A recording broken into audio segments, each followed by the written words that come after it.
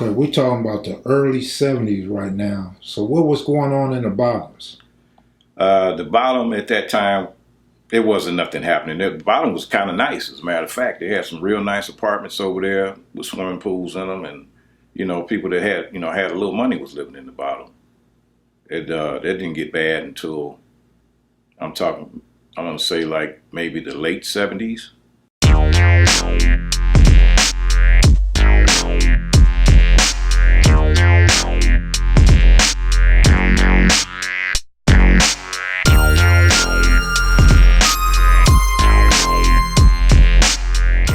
Guys was running a lot of sherm through there.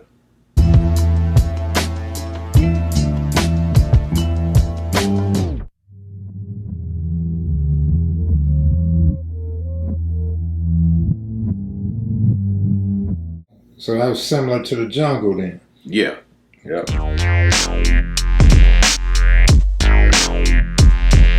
The jungle was nice. The jungle, I used to go to the jungle a lot.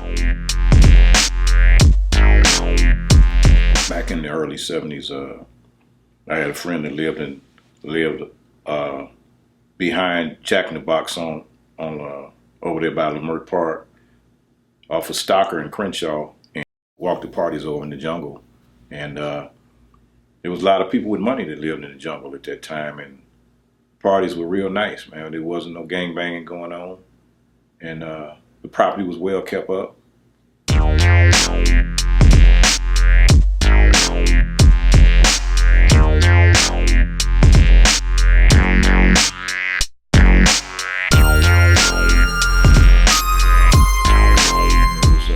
It was a good time. Do you remember the Stones being over there then? The Stones were on the other side, basically on the other side of Dorsey, going toward Jefferson at that time.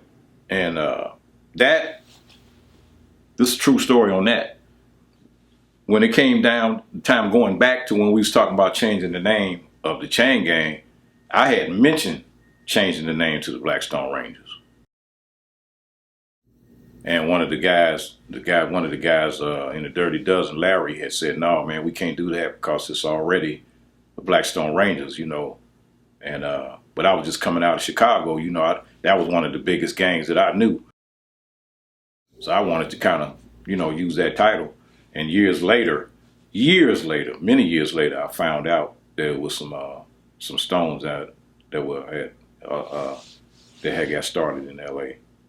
Well, when did you first become familiar, or have you become familiar with Teague Rockers?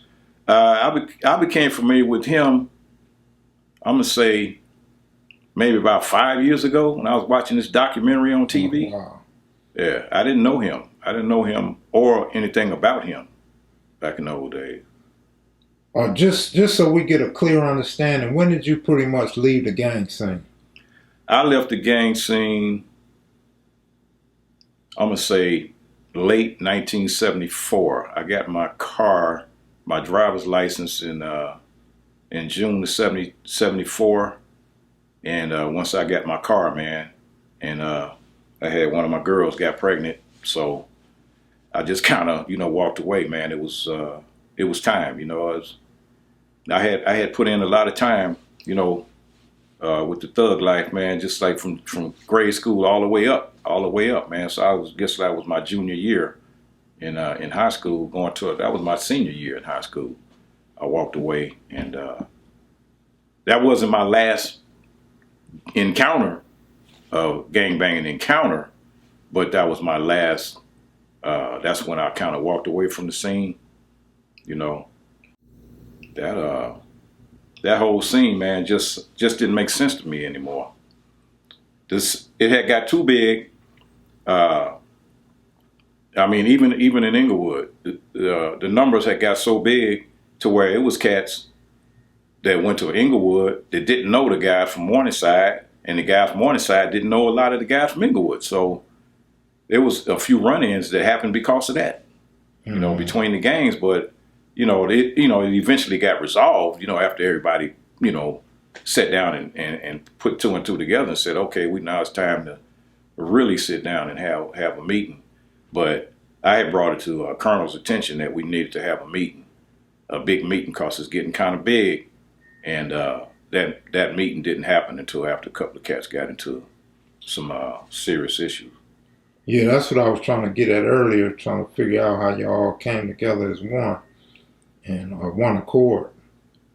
Was there ever any meeting that you're aware of where all the anti-Crip gangs came together, or is that mythical? I don't have any recollection of that ever happening.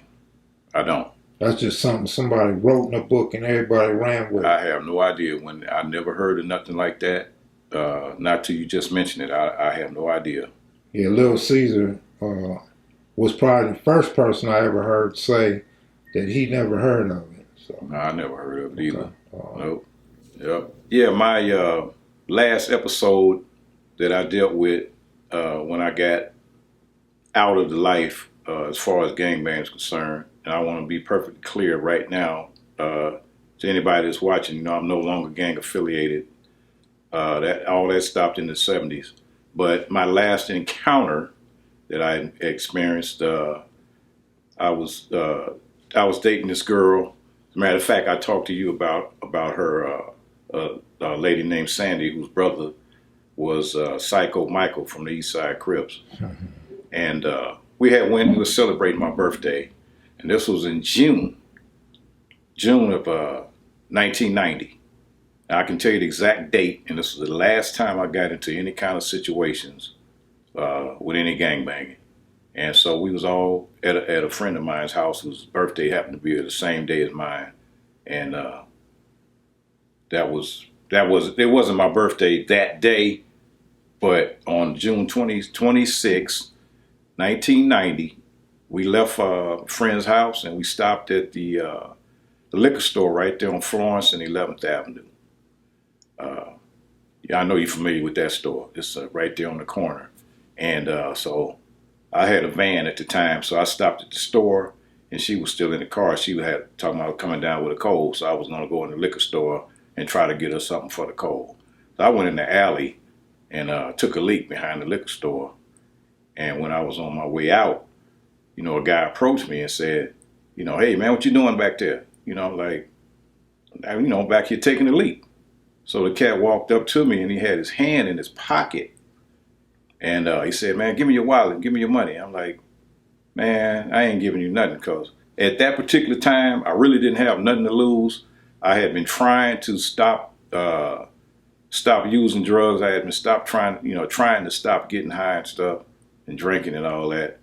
And I was striking out. I wasn't having no luck trying to get into a rehab center. And so the cat, he took his hand out of his pocket. I didn't say, go ahead, shoot me. I don't care if you got a gun or not. But he took his hand out of his pocket and he didn't have a gun. So I fired on him and we was out there squabbling. And before I knew it, another guy came out the house. So now I'm fighting two dudes. And then the third and the fourth and the fifth. So at this time, I'm telling her to take off. Go ahead and take off and leave. So she didn't know how to shift gears. My car had a 4-speed in it, so she finally figured out how to get it in gear. I didn't want to get my car taken, my van taken. And so I was holding my own for a minute, and then I slipped and fell, and they put the boot on me. It stomped me out pretty good. And I eventually was able to get up and fight them off and leave, and run back over to her house. But she stayed around 63rd and around 3rd Avenue, not too far from where we was at. But that was my last encounter as far as like getting into a gang fight or on that level. That was it. That was my last day, and that was in June. That Monday, on June 28th, 1990, I was able to check into the Salvation Army Harbor Light Alcohol and Drug Rehabilitation Program. And right to this day, I have 29 years sobriety. And that's only by the grace of God, because if it hadn't been left up to me, I'd have been still out there, But it was hard times, man. It was a lot of drugs in LA. And like I said, I was trying to stop, and I was dealing with that. I'm down on one knee praying, but I got the pipe in the other hand hitting. So it took a lot of that, and I know I had other people praying for me to get, for me to get out of it. It's like I had my kids were small at the time, so I didn't get high around them, and it was, it was just a wake up call for me, man. It was time for me to stop. It was time for me to give it up. It was time for me to move on with my life and do something positive. And I'm glad I did, because things truly, truly changed for the better. It just, all kind of good things started happening. But go ahead. So let the viewers know some of those good things that you did in your life after you finished your rehab.